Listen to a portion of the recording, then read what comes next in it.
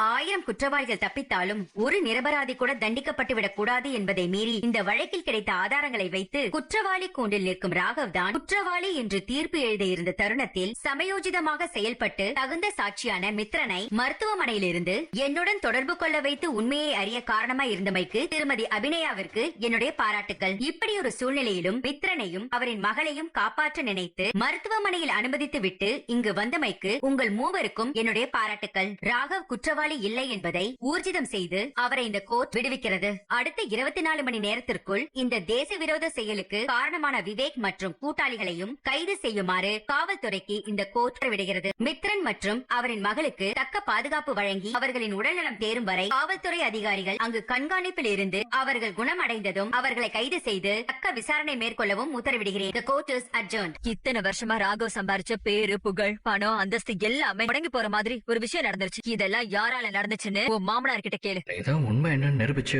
என்ன வெளியே கொண்டு வந்துட்டேன். சொல்லிட்டு வீட்டை விட்டு கிளம்பி போயிடலாம். இங்க இருந்தா எனக்கு தலையை வெடிச்சிரும்.